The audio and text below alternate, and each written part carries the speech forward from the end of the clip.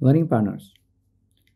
Sebagai professional worker, kadang-kadang kita dihadapkan pada situasi, tugas yang barangkali kita tidak memiliki latar belakangnya. Misalnya, saya sebagai orang yang selama ini berkecimpung di manajemen SDM, tahu-tahu harus pegang direktorat SDM dan umum. Ada logistik di situ, ada procurement di situ. Bahkan kadang-kadang direktorat SDM digabung dengan legal. Backgroundnya jauh sama sekali. Bagaimana sih kiat seorang profesional jika dihadapkan pada situasi yang seperti itu? Bagaimana learning prosesnya? Karena itu hari ini WLP kedatangan seorang tamu, learning partner yang spesial, teman saya sendiri, namanya Mbak Rizka, yang saat ini ditugaskan di Asabri. Rizka? Waduh, sebentar Pak Alex. Ini opening sesinya bakal susah ini kayaknya pertanyaannya. Tadi apa? Nggak punya background, terus dan lain-lain. Pak Alex, WLP itu ditonton banyak orang kan ya. Tapi pertanyaannya selalu sulit gitu. Jadi saya boleh bilang nih WLP apa WTP nih? Apa itu? Weekly Testing Program. Enggak, saya kita mau baru belajar. di sesi awal udah garuk-garuk. Tapi gini loh Pak Alex, saya jujur aja ya, saya senang dengan sesi ini. Teman-teman juga tamu-tamunya bagus-bagus. Tapi mereka semua antusias untuk nonton WLP itu karena untuk belajar banyak dari Pak Alex. Iya, jadi, melalui tamu learning partner. Enggak, Pak Alexnya sendiri harus digali. Saya gitu aja deh, boleh nggak ya? Saya tukar tempat, saya gali Pak Alex. Boleh ya? Ini lebih banyak yang bisa dapat buat learning Pak Alex daripada cuma nanyain saya. Ya? Gimana nih Bang? Boleh ya?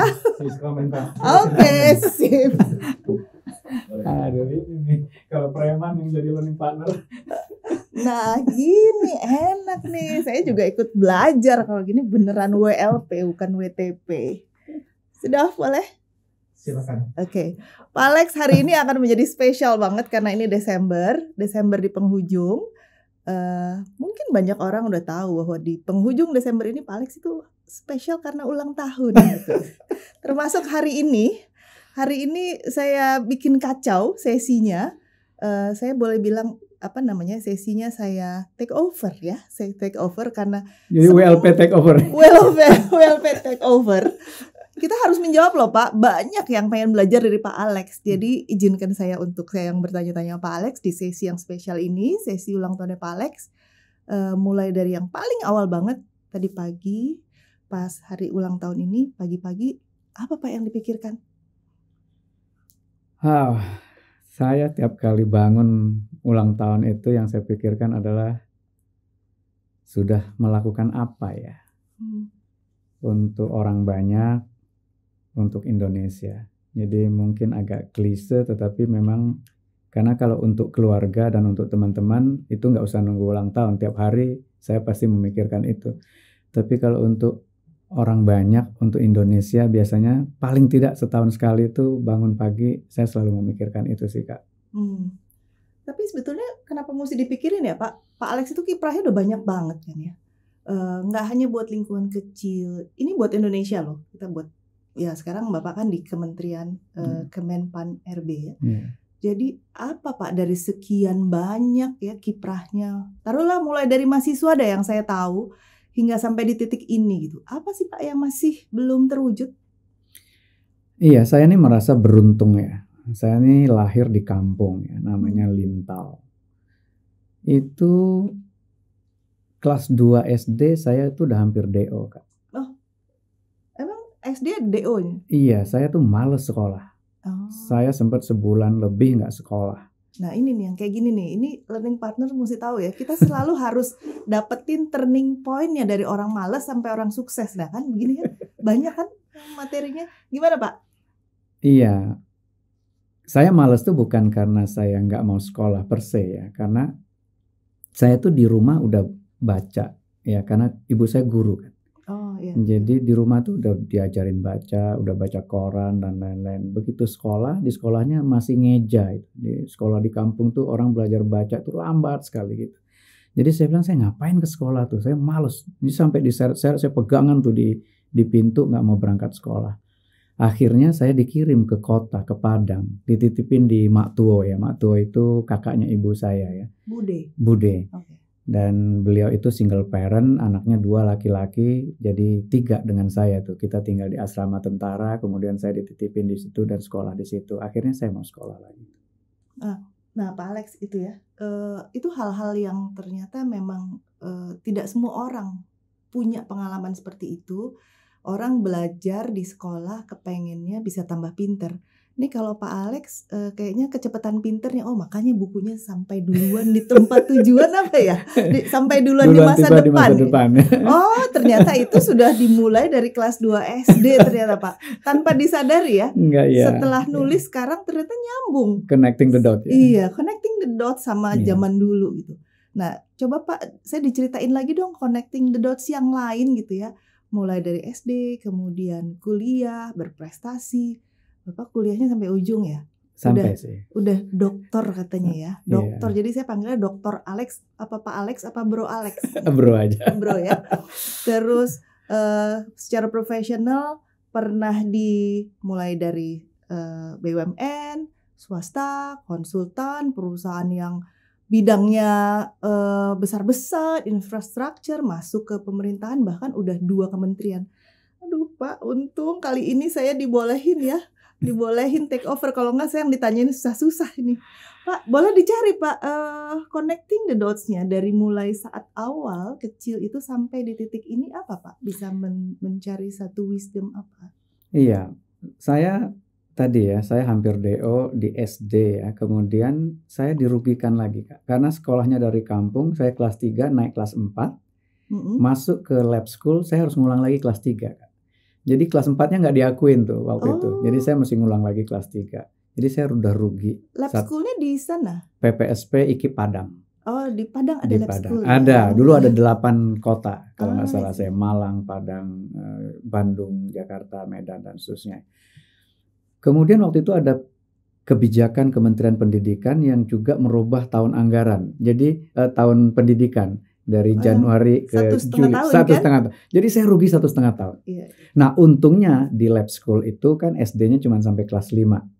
Jadi saya ngejar 1 tahun. Dan untungnya SMP dan SMA saya masuk akselerasi. Jadi 2,5 tahun SMP, 2,5 tahun SMA. Dan kemudian beruntung karena Pak Andi Hakim waktu itu Direktur IPB punya program untuk merekrut anak-anak berprestasi dari SMA untuk dapat undangan PMDK betul. Jadi saya ke IPB, cita-citanya sederhana, bagaimana kuliah jauh dari orang tua karena capek juga diawasin dari pagi sampai malam begitu. Dan kemudian di IPB saya menyadari sekali di atas langit banyak sekali langit ya. Saya melihat teman-teman yang IPK-nya 4,0, 3,8, 3,9. Walaupun saya selalu di atas 2,9 sih ya Kak ya. 2,10, 2,11. 2,10, 2,11. Oke. Ya. Dan kemudian beruntung karena waktu itu kita baru lulus, ada perusahaan nasional yang sangat progresif waktu itu, Astra. Astra itu merekrut kita sejak dari kampus ya. Dan tidak terlalu melihat IPK begitu. Apa Pak yang dipentingkan masuk ke Astra waktu itu?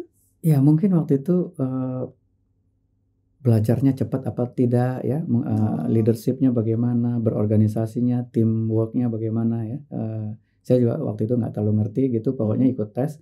Kemudian sempat diterima di Astra, tetapi saya malah memilih tidak bergabung di Astra waktu itu. Karena saya punya om, itu saya anggap sebagai mentor pertama saya untuk bekerja ya. Om saya waktu itu bilangnya, karena beliau ekonom ya, kamu itu kalau bisa jalurnya masuk ke bank jadi bankir, habis itu jadi konsultan. Atau masuk ke konsultan dulu, habis itu ujungnya jadi bankir. Jadi beliau menyarankan 2 jalur itu. Ya, kalau nggak masuk jadi bankir dulu kemudian jadi konsultan, atau jadi konsultan dulu kemudian jadi bankir. Pulang dari rumah om saya langsung buka, waktu itu masih ada halaman kuning, Yellow Pages namanya ya. Saya cari semua bank dan semua konsultan, saya kirimin surat lamarannya tuh. Dan sempatlah ada bank swasta yang memanggil, lalu sempat juga ada konsultan yang memanggil, dan saya nggak tahu konsultan itu Sukovindo, dan ternyata Sukovindo itu BUMN joint venture. Jadi yang pertama kali yang menerima saya adalah Sukovindo. Jadi saya meninggalkan trainee di Astra, kemudian saya masuk ke Sukovindo. Tapi sempat ya jadi trainee di Astra ya? Terdaftar tapi nggak sempat masuk. Oh Ya. gitu, jadi ya boleh dibilang lah ya awalnya pintu masuknya swasta, tapi Ya. kemudian segera belok Ya. ke BUMN ya. Ya. Nah kemudian Pak? Nah, di Sukovindo itu sebenarnya ada dua hal yang lucu yang betul-betul moment of truth buat saya dan memukul mental saya. Pertama, waktu interview dengan manajer SDM ya. Saya kan nilai saya nggak bisa saya jual ya. Karena itu tadi di atas 2,9 ya, 2,10, 2,11 itu. Ya. Jadi yang saya jual adalah betul-betul activity saya. Ya. CV saya tebal sekali Kak. Ya. Ya, itu isinya juara sepak bola Galateta, top scorer, juara basket, juara sepak takraw. Pokoknya hampir semua cabang olahraga waktu itu saya ikuti kecuali tarik tambang, panco dan hal-hal dan saya penyumbang medali yang mungkin terbanyak di kelas saya. Kelas saya itu juara umum dari mulai tingkat 2, tingkat 3, tingkat 4 sampai alumni. Saya jadi manajer alumni untuk pertama kalinya alumni juara umum Porseni di Fateta IPB. Iya. Rizka juara 2 terus waktu itu kalau nggak salah. Iya.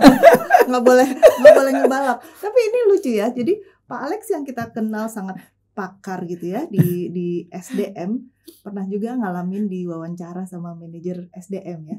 Dan saat itu dia sudah tahu bahwa dia nggak bisa jualan nilainya, jadi segala macam yang bisa dijual. Itu berhasil Pak? Berhasil. Jadi waktu itu saya ditanya, ini CV kamu bagus sekali, transkripnya mana gitu. Waduh. Saya bilang, Pak, kalau CV itu kan hal-hal yang perlu meyakinkan untuk menjual diri. Dan saya tahu persis bahwa transkrip saya nggak bisa menjual. Dan kalau Bapak sudah lihat CV saya, apakah Bapak masih perlu lihat transkrip saya? Ya, saya SD cuma sampai kelas 5, SMP saya akselerasi, saya lulus 4 tahun dari IPB, ya. Kemudian dia bilang, kamu bisa aja. Ya udah, saya tergantung user sekarang. Kemudian saya dikirim ke user. Ini nih. Dan itu another sesuatu yang sampai hari ini saya nggak bisa lupa. Apa itu yang paling Jadi usernya waktu itu GM ya, Kepala Divisi Jasa Teknik namanya, Pak Didi Tejo Sumirat. Waktu lihat CV saya, itu dia agak kaget. Loh, kamu bukan dari ITB ya?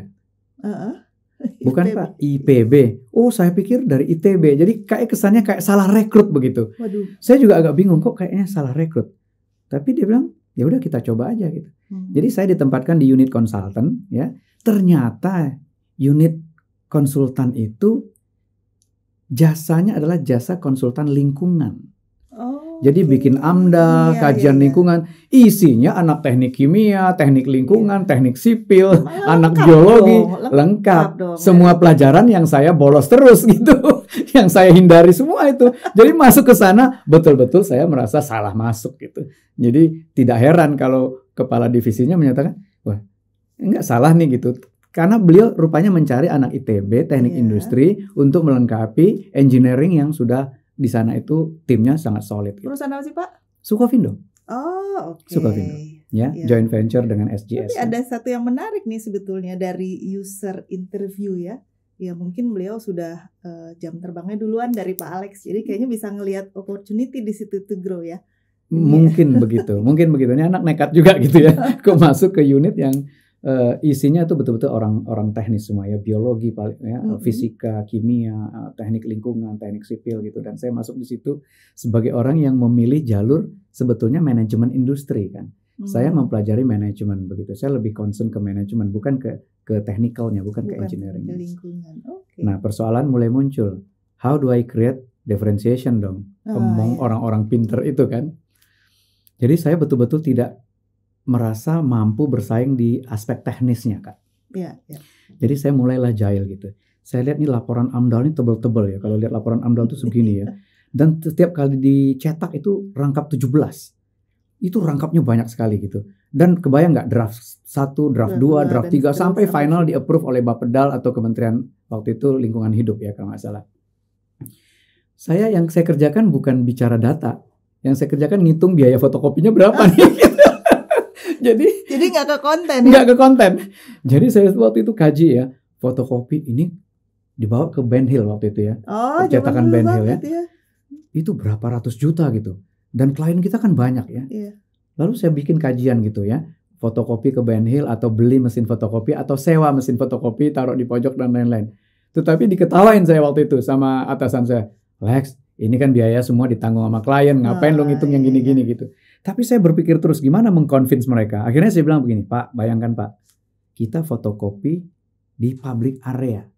Sementara itu adalah data-data konfidensial perusahaan. Siapa yang jamin ya? Siapa yang jamin nggak bocor? Siapa yang jamin kalau nanti kita disu dan segala macam? Jadi saya convince atasan saya, akhirnya apa? Sewa mesin fotokopi dari Astra Group yang harusnya saya ada di sana, ya. Kemudian ditaruh di pojok dan kita operate di dalam kantor kita sendiri. Jadi poinnya bukan hanya secara financial, tetapi secara memberikan security kepada klien, ya, peace of mind kepada klien. Dan saya dianggap orang yang berpikir agak jauh gitu oleh atasan saya. Yang penting get involved, Pak. Iya, yang penting itu. Dan kemudian saya punya kesempatan nggak nyampe 1 tahun itu untuk dipromosikan jadi kepala seksi. Tapi seksinya nggak seksi gitu, kepala seksi administrasi. Ya. Oke, untuk yang ngatur yang gitu-gituan. Itu kan nggak pernah terpikir kali selama ini ya. Tetapi untungnya ya Kak, waktu itu Sukovindo harus bertransformasi. Maka memanggillah konsultan kelas dunia ya, waktu itu Andersen Consulting, untuk membantu menyiapkan transformasi Sukovindo. Karena bisnis kita waktu itu rentan sekali. Semuanya itu hampir 80%, 90% penugasan pemerintah yang oleh deregulasi itu akan hilang dengan berjalannya waktu. Karena itu perlu bertransformasi dan saya masuk ke dalam tim transformasi. Dan salah satu saran dari konsultan adalah membuat unit baru, divisi bisnis strategik. Dan disarankan manajer-manajer di situ direkrut dari luar. Jadi profesional yang berlatar belakang MBA dan lain-lain. Lalu saya dipanggil oleh atasan saya.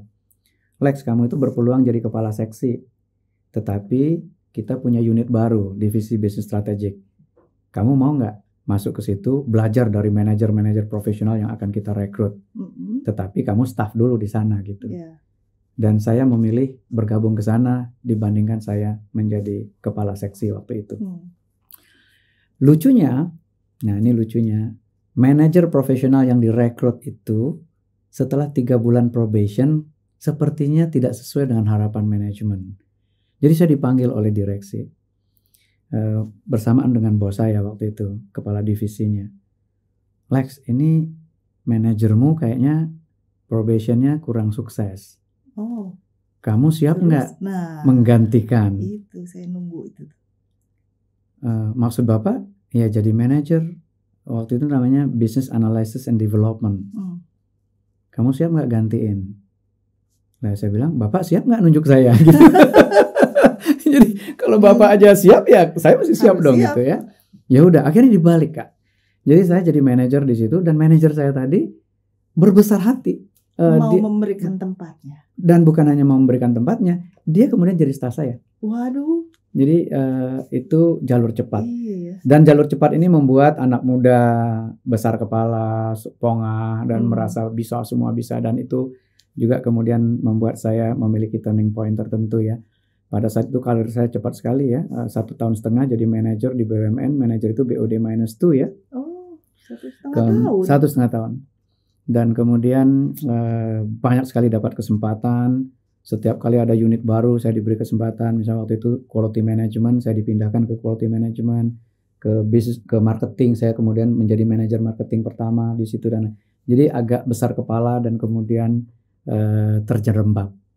Besar kepalanya ini sebetulnya jangan diartikan harafiah gitu.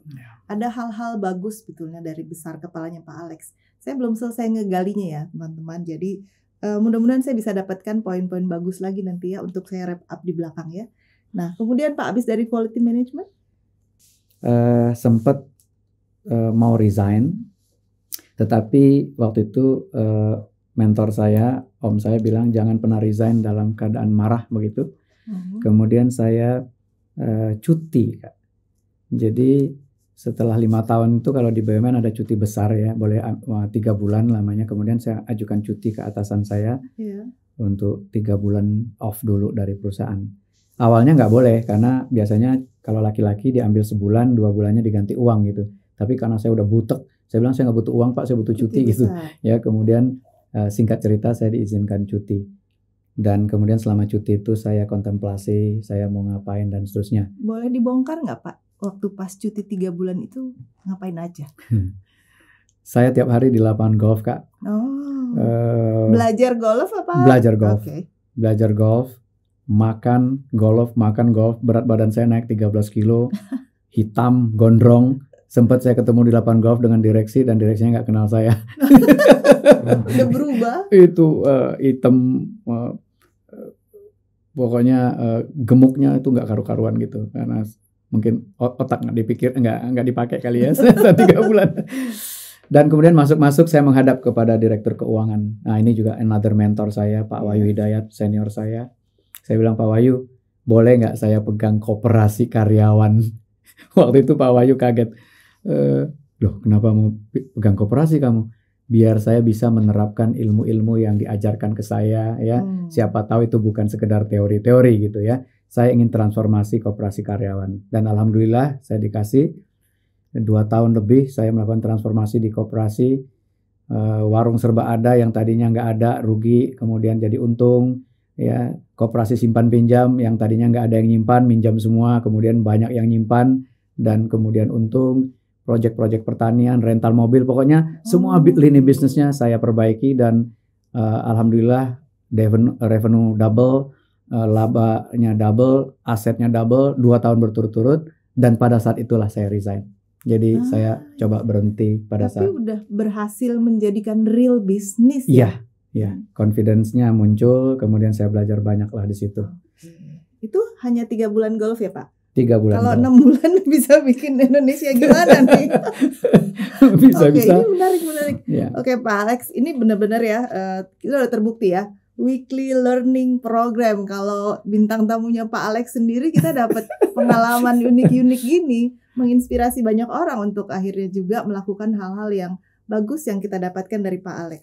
Kita boleh bongkar lagi ya Pak? Silakan. Ini baru mungkin berapa tahun sebelum di titik kesuksesan Pak Alex di saat ini kan? Iya, belum masuk ke kementerian ya? Belum. Itu dari Sukovindo saya masuk ke consulting firm ya, perusahaan kecil konsultan SDM. Gimana Pak? Jadi saya melakukan kajian waktu itu ya. Even di Amerika waktu itu negara yang paling maju, itu ternyata para CEO waktu disurvei menyatakan hambatan terbesar perusahaan untuk tumbuh itu adalah people. Jadi kecepatan tumbuhnya organisasi, tumbuhnya bisnis selalu lebih cepat dibandingkan pertumbuhan talenta. Karena itu saya mulai mendalami manajemen SDM, Kak. Jadi makanya waktu ada tawaran dari perusahaan konsultan SDM untuk bergabung, saya langsung bergabung dengan perusahaan itu. Dan saya juga kemudian melanjutkan sekolah, mengambil fokus disertasinya di Human Capital. Tetapi ya 5 tahun saya di situ sempat sampai menjadi managing partners. Dan pada tahun kelima sepakat untuk tidak sepakat dengan salah satu partner pemegang saham. Kemudian saya memutuskan untuk membangun perusahaan sendiri, namanya E+ Consulting. Dan baru 6 bulan E+ Consulting sudah mulai dikenal oleh market dan kemudian ditawarkan untuk merger acquisition dengan Dunamis Organization Services. Dunamis adalah license partner dari Franklin Covey di Indonesia. Dan saya kemudian melalui swap share, saya dapat share di Dunamis, saya kemudian jadi partner di Dunamis. Dan kemudian company-nya di buyout menjadi Dunamis Human Capital. Dunamis Human Capital. Jadi ini ternyata rahasianya ya, Pak Alex itu expert di SDM itu ternyata diawali dari saat beliau di consulting firm. Tidak hanya menjadi karyawan saja di sana, tapi ada gregetnya belajar sampai jauh-jauh ke US, kemudian mengalami berbagai macam business transformation, even though in a smaller scale gitu ya. Ada yang tadi kan Pak ya dengan pemegang saham, kemudian di the merger acquisition, ini semua belajar banyak nih pengalamannya Pak. Dan you make it in another real world ya Pak, abis itu ya. Iya, jadi waktu itu salah satu klien terbesar kita adalah Bank Mandiri. 3 tahun saya menangani Bank Mandiri untuk strategi execution, dan kemudian pada waktu salah satu eksekutif di Bank Mandiri ya, senior VP untuk Human Capitalnya resign, lalu saya ditawarkan untuk menggantikan. Ya tentu waktu itu pergulatannya cukup panjang buat saya. Tetapi saya sendiri sebetulnya 2 tahun belakangan itu ada dilema, Kak. Di Dunamis saya lebih banyak dikenal sebagai expert untuk the 4 discipline of execution. Karena itu produk Franklin Covey yang lagi 4DX ya, 4DX. top banget. Itu lagi booming waktu itu, dan saya menjadi regional practice leader untuk 4DX, dan kliennya besar-besar, dan hampir setiap hari saya terjebak ya, quote and quote, melayani klien dengan services the 4 discipline of execution. Sementara saya investnya di human capital. Saya sekolah di human capital, saya ngambil doktornya human capital, tapi brandingnya kok malah larinya ke 4DX gitu. Jadi sebenarnya 2 tahun itu saya sempat galau, dan saya sempat beberapa kali coaching dengan ICF coach ya, dengan Ajay, dengan Lina ya, orang India. Beberapa kali saya di coach, dan kemudian saya sampai pada suatu kesimpulan sebetulnya saya harus off dari Dunamis. Kalau mau kembali ke jalur human capital. Karena kalau saya tetap di Dunamis, branding 4DX-nya lebih kuat daripada branding human capitalnya. Oh, sebentar. Momen itu di saat offering dari Bank Mandiri belum ada atau sudah ada? Sebelum. Jadi sebenarnya 2 tahun sebelumnya saya memang lagi galau gitu.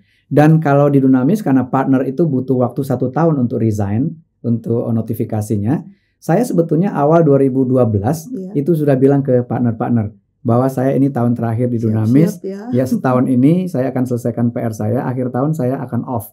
Karena saya butuh mengembalikan branding saya ke human capital. Karena interest saya di human capital lebih tinggi gitu. Nah, pertengahan tahun 2012 itu Bank Mandiri membutuhkan eksekutif untuk mengisi posisi senior VP Human Capital Strategy and Policy. Saya tinggal 6 bulan lagi, masih ada waktu 6 bulan. Tapi jabatan ini paling lambat Oktober sudah harus diisi, karena jabatan eksekutif di bank nggak boleh kosong lebih dari 6 bulan. Akhirnya kompromi lah. Jadi Dunamis mengizinkan saya pergi 3 bulan lebih awal dari tenggat waktunya. Jadi bulan Oktober. Ada transaksi lah di sana. Iya betul. Ya? Ada transaksi di sana, dan transaksinya maksudnya ada agreement. Kita meeting bertiga, 3 pihak. Jadi managing partnernya Dunamis, Pak Nugroho almarhum, dengan direktur human capitalnya Bank Mandiri, Pak Ogi waktu itu, dan saya, 3 pihak nih meeting. Mandiri butuh, saya mau, Dunamis mau lepas, tapi Desember, sementara Bank Mandiri butuhnya bulan Oktober.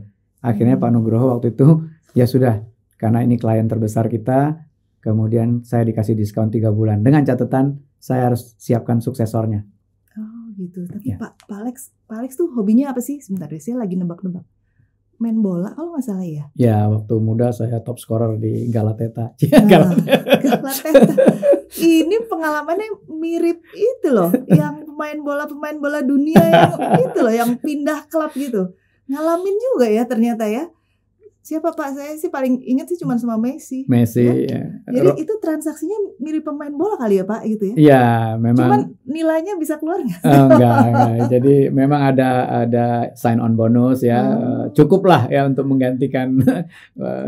Waduh. Karena saya harus lepas saham saya kan. Iya. Jadi sebagai business partner, saham saya harus saya rilis semua, karena Dunamis tetap menjadi partnernya Bank Mandiri. Karena kalau saya pemegang saham, ada conflict of interest kan.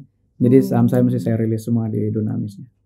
Iya, waduh, anak Lin tahu punya pengalaman sejauh ini. Sampai dengan ini udah hampir di ujung cerita ya. Ini udah mau masuk Bank Mandiri ya saat itu. Iya, masuk. Kemudian Pak Alex sempat transisi lagi ke another bank ya. Nah, itu juga mesti kita ulik nih ya. Apa Pak ceritanya? Sebetulnya dari Mandiri saya nggak ke bank, saya kembali ke korporasi, ke swasta. Jadi sebenarnya saya punya buyback klausul ya. Pak Nugroho itu waktu itu bilang, kapan aja lu mau balik ke Dunamis, lu balik ke Dunamis ya. Siapa gitu.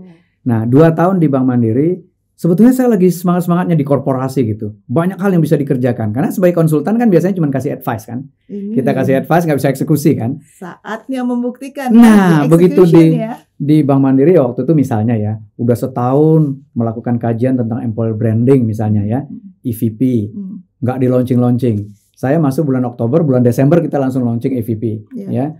Kemudian misalnya ya inisiatif misalnya flex time management apa segala macam, itu enak berkreasinya kan, perusahaan besar. Karena kalau kita melakukan sesuatu impactnya besar kan.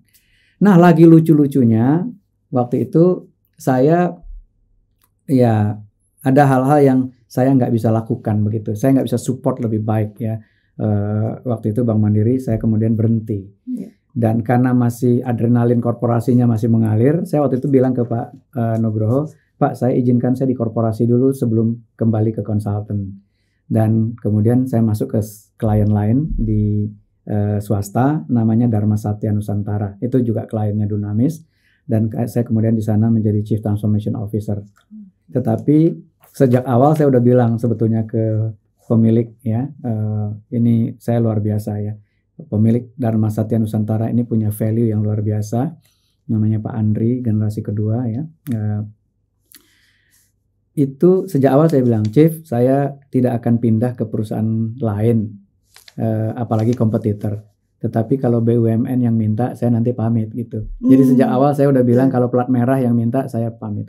Dan memang 2 tahun di sana, saya alhamdulillah saya belajar banyak hal tentang industri kelapa sawit, industri pengolahan kayu, ya kita punya flooring, ekspor dan segala macam. Saya belajar banyak di situ dan juga menginisiasi transformasi.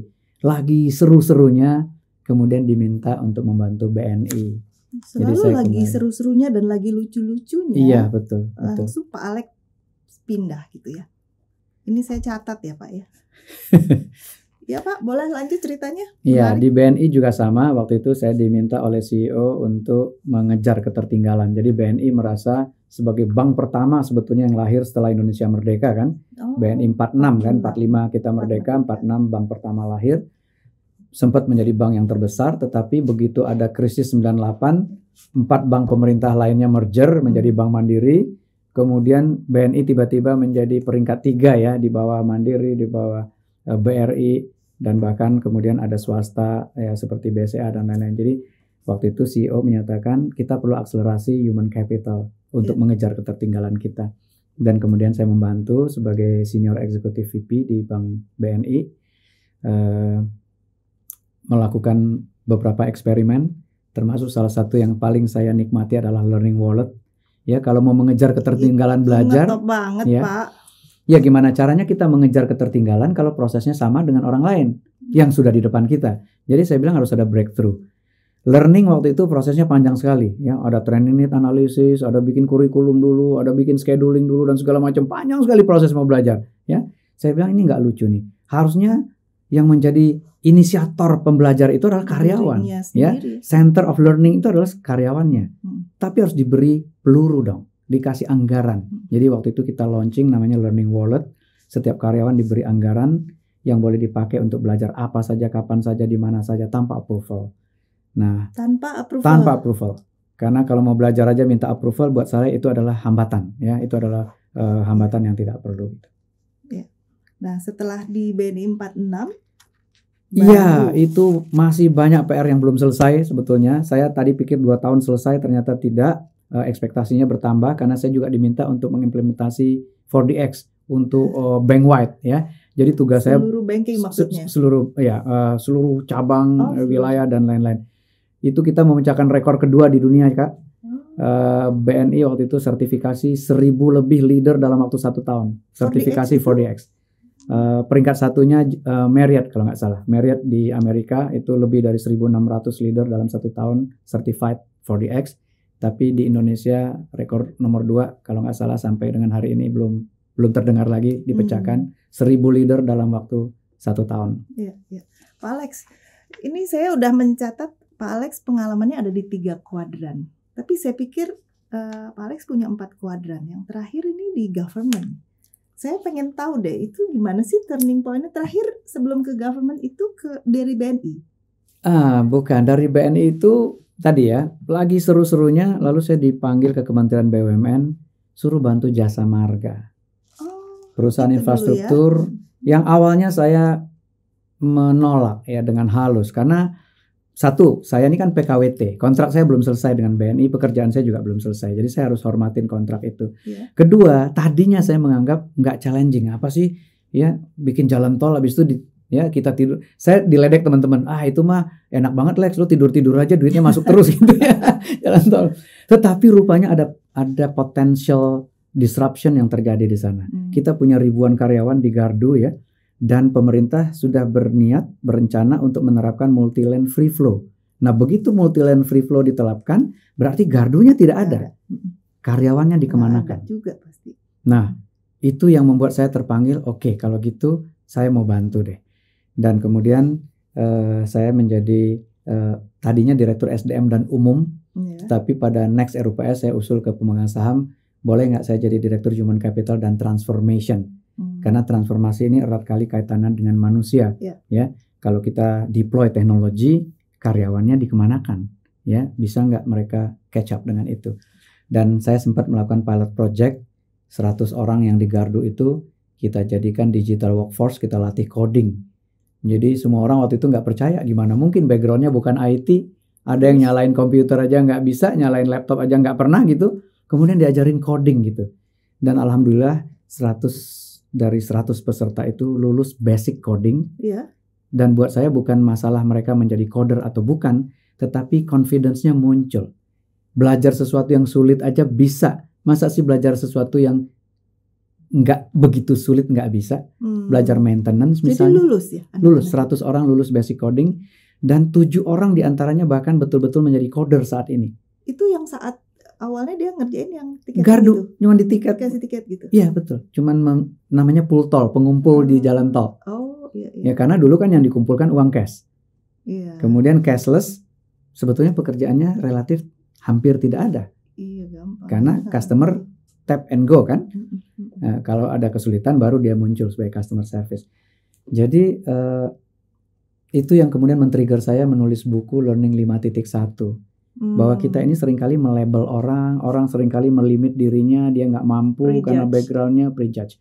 Dan menurut saya limit kita ini nggak tahu kita di mana, karena manusia adalah makhluk sempurna yang diciptakan. Nggak pernah di-stretch ya. Kita nggak pernah tahu batasnya di mana. Penciptanya aja maha pencipta, nggak mungkin KW dong.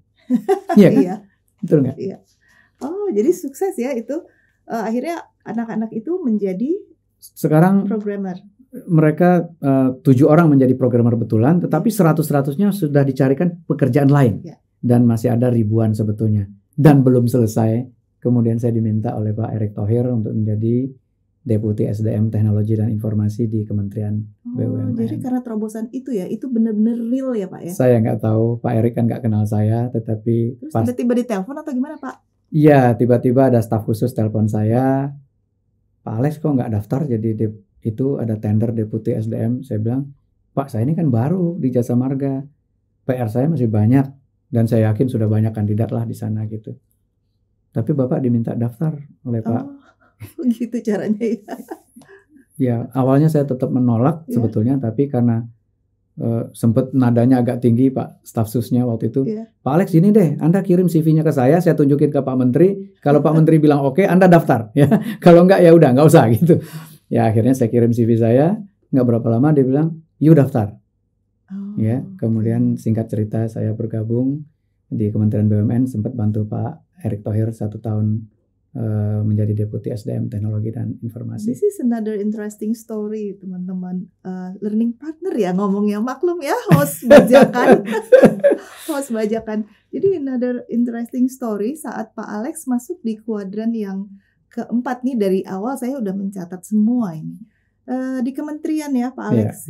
Itu kiprahnya berasa betul, orang lain juga sudah bisa menyebutkan banyak, dan Pak Alex dalam kurun waktu yang cukup singkat masuk ke kementerian baru. Jadi dalam waktu yang singkat sudah memimpin di 2 kementerian ya Pak Alex. Itu kita pengen tahu Pak ceritanya. Iya. Waktu bantu Pak Erick kita menyadari betul ya. Saya menyatakan Pak Menteri, mungkin 80% kesuksesan BUMN itu ditentukan oleh kualitas direksi yang kita pilih. Kalau kualitas direksinya baik, BUMN-nya baik. Kalau kualitas direksinya kurang baik, maka BUMN-nya akan terpengaruh. Jadi waktu itu prioritas saya adalah memperbaiki sistem rekrutmen direksi. Bagaimana talent komite berjenjang sehingga talent pool-nya juga bisa di-screen ya. Dari direksi disebut selected talent, dari komisaris disebut nominated talent, Kementerian BUMN itu sampai talent pool, dan itu hal prioritas pertama yang memang saya kerjakan. Kemudian yang kedua adalah Pak Menteri concern sekali dengan budaya kerja, yang kemudian di launching sebagai akhlak ya. amanah, kompeten, harmonis, loyal, adaptif, kolaboratif, dan itu milestone yang luar biasa buat BUMN. Karena selama ini BUMN punya core value sendiri-sendiri. Ya, Telkom punya sendiri, Pertamina punya sendiri, Bank Mandiri, BNI punya sendiri. Dan setiap ganti direksi berpotensi ganti core value. Ya. Jadi kebayang nggak ya? Ada 800 perusahaan BUMN anak dan cucu. Kalau masing-masing ganti core value 10 tahun sekali aja, berarti ada 80 perusahaan tiap tahun ganti core value. 80 kali panggil konsultan, 80 kali internalisasi, 80 kali ganti banner. Kapan mengendapnya? Budaya baru ditanam, dicabut oleh direksi baru, ditanam lagi, dicabut lagi. Nggak pernah mengakar menjadi budaya organisasi yang solid dalam jangka panjang. Jadi waktu itu ya kita mengusulkan satu core value untuk seluruh BUMN. Dan alhamdulillah mudah-mudahan ke depan core value ini bisa menjadi akar budaya yang solid dalam jangka panjang. One of your legacy, Pak Alex, sekarang saya di BUMN dan merasakan betul keseragaman value itu meskipun belum sempurna, tapi ini berproses dan jalan, Pak. Ya, tapi itu Pak Erik sejak awal memang bicara tentang akhlak, walaupun awalnya hanya untuk Kementerian BUMN dan membiarkan BUMN tetap punya core value, tapi waktu itu saya strongly advise, saya bilang ini momentum, jangan tanggung-tanggung Pak, ya. Tadinya mau dibiarkan ada akhlak, kemudian ada tipce di Bank Mandiri misalnya. Ada akhlak, ada prinsip 46 di BNI, ada akhlak, ada apik di Jasa Marga. Tapi kemudian kita berkonsolidasi dengan Forum Human Capital juga, dengan direksi-direksi, kita test the water. Kalau ini kemudian dilebur hanya jadi satu, bagaimana? Dan ternyata acceptance-nya lumayan baik. Kemudian baru di launching oleh Pak Menteri dan kemudian satu value ini apply untuk seluruh BUMN anak dan cucu. Masih banyak PR saya, tetapi panggilan yang lain datang. Saya dipanggil oleh Pak Erik pada weekend. Waktu itu jarang-jarang one-on-one weekend begitu. Biasanya weekdays kan. Weekend saya dipanggil, katanya ada tugas yang lebih berat. Ada kebutuhan untuk membantu Pak Cahyo Kumolo di Pan RB untuk melakukan transformasi ASN. Tetap tentang people. Tentang people. Dan walaupun saya sudah bantu sebetulnya mencarikan kandidat untuk deputi itu dan sudah beberapa teman sempat diajak bicara oleh Pak Menteri juga, tetapi tampaknya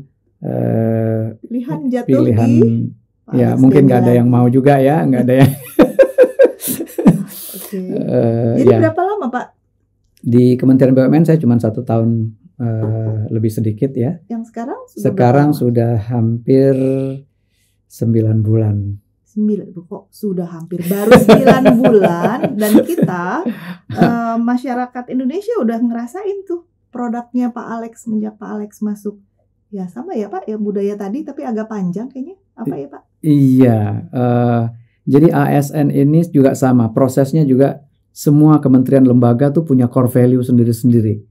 Padahal di Undang-Undang ASN nomor 5 2014 itu sebenarnya ada nilai-nilai dasar ASN, ada 15. Tapi saya belum pernah ketemu ASN yang hafal yang 15 itu apa ya. Jadi waktu saya tes nggak hafal. Itu sebabnya mungkin kementerian membuat simplifikasi bagaimana membumikan nilai-nilai dasar itu menjadi core value dan lahirlah core value yang beraneka ragam. Nah, kebayang bagaimana ganti menteri bisa ganti core value, ganti gubernur ganti core value, ganti bupati ganti core value. Core value-nya nggak pernah jadi budaya kerja yang solid. Karena itu kita mengusulkan dan ternyata disambut baik oleh Istana, Pak Presiden langsung launching.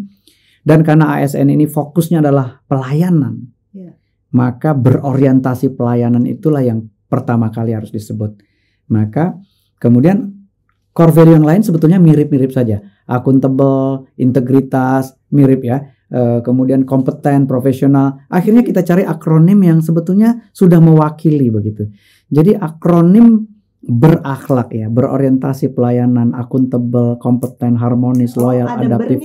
Ada bernya di depan. Karena ASN berorientasi pelayanan begitu. Wah, ini penghujung ceritanya ternyata Pak Alex.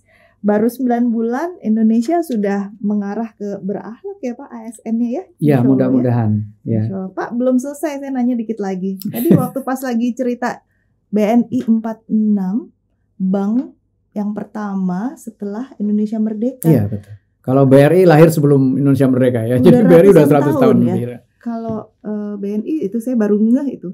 Nah, ini ngomong-ngomong Indonesia merdeka, kayaknya kalau bacaan-bacaan sekarang itu banyak tulisan menjelang Indonesia Emas. Ya, betul. Kapan sih Pak Indonesia Emas itu? 2045. 2045. Ya, 100 tahun kemerdekaan 100 Indonesia. tahun kemerdekaan. Iya, iya. Nah, Pak Alex kan udah ada di kuadran 4 nih ya, di government Pak. Boleh dong Pak di-share apa ya sebetulnya mimpi Pak Alex saat Indonesia nanti masuk di Indonesia Emas 2045 gitu. Terutama dari yang paling bold banget Pak Alex concern mengenai people. Ya, pertama bukan mimpi saya, Kak. Ini adalah mimpinya rakyat Indonesia dan presiden yang punya visi. Kan. Tugas kita kan membantu presiden mewujudkan visi dan misinya. Sudah dicanangkan oleh Bapak Presiden ya bahwa kita akan menjadi negara maju dan bahkan juga para analis memperkirakan 2045 itu kita akan masuk mungkin menjadi negara dengan kekuatan ekonomi terbesar ke-5 di dunia. 2050 mungkin ke-4 terbesar di dunia. Jadi memang bangsa ini punya potensi, punya segala macam anugerah dari Yang Maha Kuasa untuk maju ya. Segala sumber daya alam kita punya. Emas, tembaga, nikel, batu bara, ya mineral, minyak bumi ya. Hutan, belum lagi ikan dan segala macam. Kita punya potensi itu. Tinggal manusianya mesti kita bangun. Jadi tugas saya adalah mewujudkan visi misi presiden, pemerintah dan karena concern saya adalah di sumber daya manusia, saya ingin sekali berkontribusi di area itu. Dan menurut saya satu-satunya cara adalah melakukan akselerasi belajar. Karena kalau kita belajar dengan cara negara maju belajar, sementara kita ada di belakang, ya kita akan tetap di belakang. Sama seperti pembalap ya. Kita pembalap ada di urutan 15 misalnya, lalu cara membalap kita sama dengan yang di peringkat 1, 2, 3. Ya kita akan mengikuti aja di belakang. Karena itu kita harus ada breakthrough. Presiden beberapa kali menyatakan harus ada breakthrough. Ya out of the box. Harus ada kreativitas, ada inovasi ya, di mana memungkinkan kita untuk mengejar ketertinggalan itu. Ya. Pak, tadi saya ambil ya kalimatnya. Boleh kali ini ya saya hostnya bebas. Kan tadi tugasnya adalah membantu mewujudkan visi misinya presiden. Kalau Pak Alexnya sendiri jadi presiden sekarang, gimana Pak? Itu apa yang akan dilakukan Pak? Iya, meneruskan amanat Undang-Undang Dasar. Iya kan? Aduh, ini kayaknya takut nih ya tahun-tahunnya udah. Pak yang lebih faktual dong. Ini bagus acaranya. Iya. Gimana Pak? Gini Kak. Jembatan dari kemajuan itu kan belajar. Iya. Ya. Nggak mungkin kita maju kalau kita nggak belajar. Iya. Jadi growth zone hanya bisa dicapai melewati learning zone. Nah, tetapi sebelum masuk ke learning zone ini, kadang-kadang ada fear zone, zona takut. Wah, gue bisa nggak ya? Wah, itu kan sulit. Wah, saya kan belum pernah lakukan itu. Itu namanya zona takut. Iya. Akhirnya kita terjebak di zona nyaman. Ya udahlah, karena kita sudah terbiasa melakukan ini dengan cara ini, kita lakukan dengan cara itu, biar nggak salah. Jadi sebetulnya manusia itu ada di zona yang membuat dia nyaman. Karena pada dasarnya manusia kan ingin kenyamanan. Iya. Nah, untuk masuk ke zona belajar harus ngelewatin zona takut. Gimana caranya ini diterobos? Nah, saya punya keinginan untuk menginspirasi, menerobos zona takut itu. Iya. Agar masuk ke zona belajar. Itulah sebabnya saya bikin buku ya, mengencourage orang jangan takut. Ya, orang-orang yang ada di gardu aja mau dan bisa kok belajar coding. Iya. Nah, ternyata tidak semua orang senang membaca, Kak. Iya. Karena itu saya bilang, wah kalau gitu harus ada alternatif lain nih menyampaikan pesan ini. Iya, iya, iya. Okay. Itulah kenapa kita menginisiasi Weekend Learning Project ini. Sebuah podcast yang ingin menginspire movement untuk belajar lebih cepat agar kita masuk ke zona tumbuh karena Indonesia ini punya potensi untuk menjadi negara maju. Jangan sampai negaranya maju, orangnya ketinggalan. Kenapa? Karena Global Talent Index kita ketinggalan nih dibanding negara-negara tetangga. Asia juga? Singapura, Malaysia, Thailand di atas kita peringkatnya. Oke. Jadi kebayang nggak? Saya sering mengibaratkan kita ini punya kebun luas, semuanya berbuah, rambutan, durian, manggis, semuanya berbuah. Tapi penjaga kebun kita silatnya kalah oleh orang kampung seberang yang tidak punya kebun. Yeah. besar kemungkinan dia akan masuk ke kebun kita, Iya dong. ngambilin rambutan, Ambilin ngambilin aja. mangga dan lain. Kita nggak bisa cegah karena silatnya lebih jago dari kita. Karena itu saya merasa punya moral obligation untuk memprovokasi anak-anak muda Indonesia, talenta-talenta Indonesia untuk mempercepat belajar bareng. Jangan belajar sendiri-sendiri, belajar bareng. Makanya kita menyebut learning partners. Wah, dapat banyak nih Pak Alex. Thank you. Satu, yang besar kepala ala Pak Alex itu ternyata isinya di dalam kepala kita besar karena pengalaman beliau itu banyak sekali yang dilalui dan nggak pernah lupa mencari maknanya. Jadi lama-lama bukan kepala kali Pak, ya otak. Nah, terus kata yang lain juga memprovokasi, jangan diartiin negatif, itu sebetulnya menurut Pak Alex bagus ya, karena benar-benar membuat orang jadi greget lagi kayak tadi tuh 4 zona. Nyaman, takut, belajar, tumbuh. Iya, Bener ya? betul. Lulus ujian.